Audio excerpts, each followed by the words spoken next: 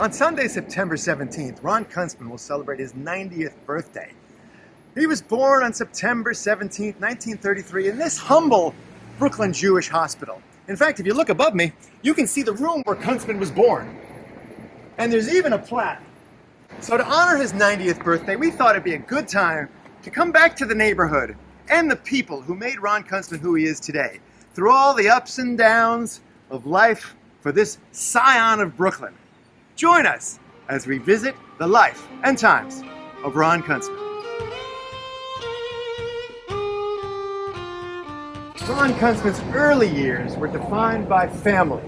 Here on Ross Street, Fanny Kuntzman, the family matriarch, created a loving home where friends of Ron Kuntzman, Davy Gold, Marty, George Saltz, felt comfortable to hang out all day in the warmth and glow of Fanny Kuntzman's home. It was this building right here on Ross Street. Wait a minute, not that building. That building. What?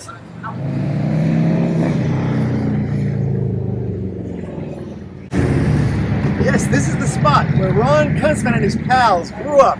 You remember, the guys who were in the Stars, the baddest street gang in all of Williamsburg. So bad, in fact, they would never even cross Division Street to go to the library.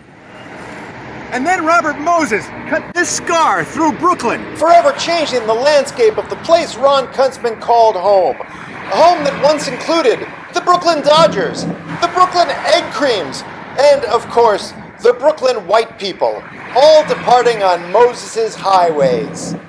And what did he do? He gave the Kuntzman family $200 per room as blood money to get them to move into exile on Sterling Street in a distant neighborhood far, far away. But what did Ron Kuntzman do when he was sent into exile by Robert Moses? He danced!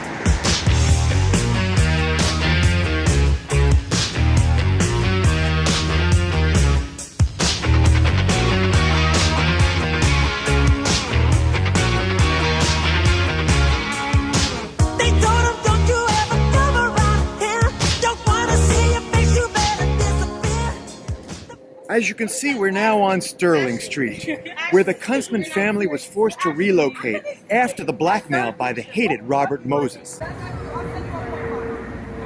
They ended up in this nondescript, poorly ventilated home with no running water, no Shabbos goy, and of course, no Nordic track system. But what did Ron Kuntzman do when he ended up in this hovel? He danced.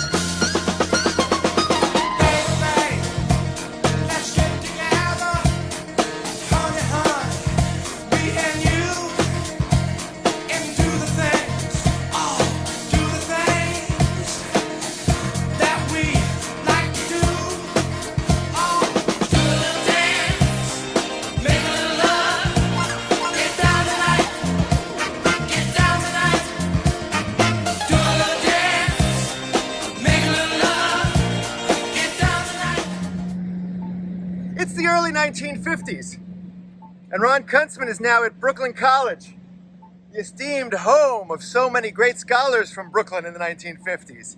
Now, Kuntzman, of course, came out of Williamsburg with a deep desire to explore his theatrical side, and he wanted to study marionette theater under the great Martin Crazy Hands Dugenheimer.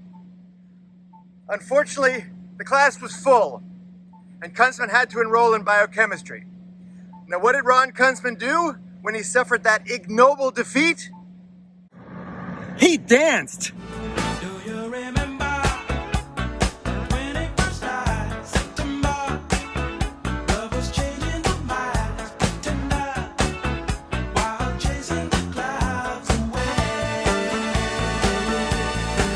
Our hearts were ringing in the It's the mid-50s now, and Ron Kuntzman has graduated from Brooklyn College with a biopharmacological degree unparalleled. What did he want to do with that degree? Right now we're at the headquarters of Pfizer, where Ron Kuntzman hoped he could get a job working on Pfizer's experimental but very promising. But unfortunately Pfizer didn't hire him. What did Ron Kuntzman do after that epic and deflating defeat? He danced.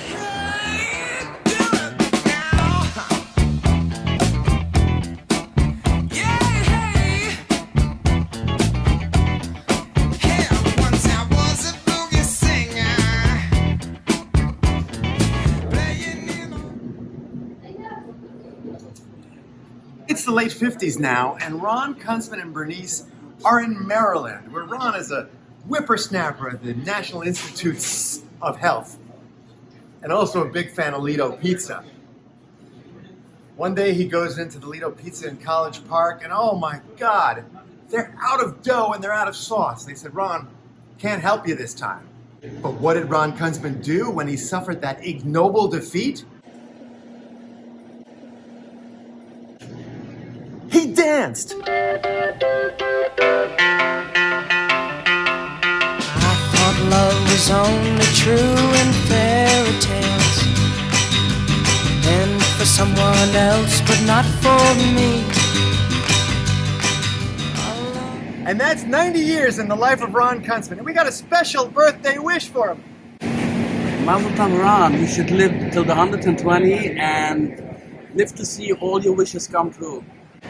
Wow. Amen. Mazel tov. Mazel tov. Happy birthday to you. Happy birthday to you. Happy birthday, dear Grandpa. Happy birthday to you. Love you so, so much. Big love from the Green Mountain State. Happy birthday. You look great.